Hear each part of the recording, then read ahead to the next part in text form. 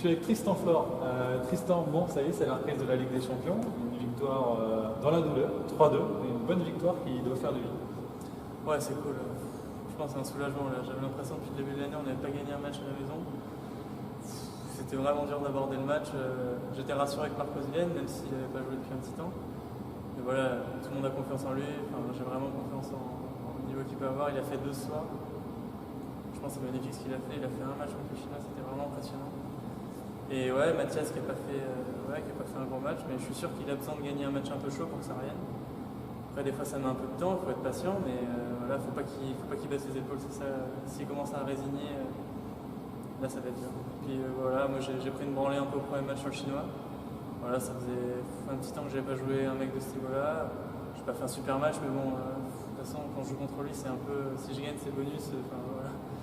Et puis, ouais, le deuxième match, j'ai joué à 2-2, donc il y avait de la pression, j'ai gagné, donc c'était le plus important, je suis content pour l'équipe. Allez, justement, sur le deuxième match, on était bien embarqué. Tu mets 2-0, 17, 3 balles de match. Et puis là, ça se dérègle un peu, le mec revient et ça se transforme sur une victoire vraiment difficile. Comment tu l'as ressenti, toi, de l'intérieur? Après, il ne faut pas faire des analyses à chaud, mais moi j'avais eu l'impression de ne pas avoir de Q à 17. Enfin, c'est des trucs qu'il ne faut pas trop dire, mais c'est ce que j'avais ressenti sur le moment, donc je me sentais un peu frustré. J'avais vraiment l'impression de dominer le match, etc. Mais vu que c'est un joueur que je connais qui est assez dangereux, je sais qu'il lâchera rien. Et donc quand je perds le set, je me dis putain, tout est à refaire, quoi, c'est pas possible. Et au début du quatrième, je suis un peu mené de 2 points et je reviens. Et il y a 6-6, je commence un peu à faire le trou, il revient. 9-9, j'ai le service, je fais 2 bons services. Et ouais, j'étais vraiment content. Fallait qu'on en gagne un, je suis sûr que ça va aller mieux après. Ouais, c'est ça, on sent que là c'est une vraie victoire qui fait du bien, ça soulage et ça va enclencher quelque chose de positif sur la suite. Le prochain match, le 28 octobre, Ekaterinbourg, tu l'attends avec impatience?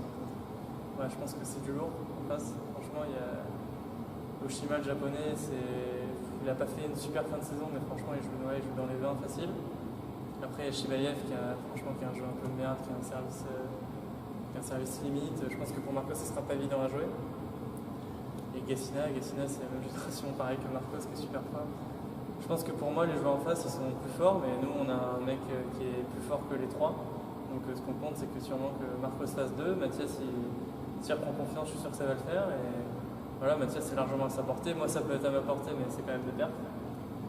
Mais ouais, il faut pas oublier que les matchs, c'est aller-retour. Donc même si on joue pas très bien sur le moment, il faut essayer de grappiller 1 ou 2 points dans tous les cas. On va faire le max. Ok, merci Tristan. Rendez-vous le 28 octobre sur Ekaterinbourg.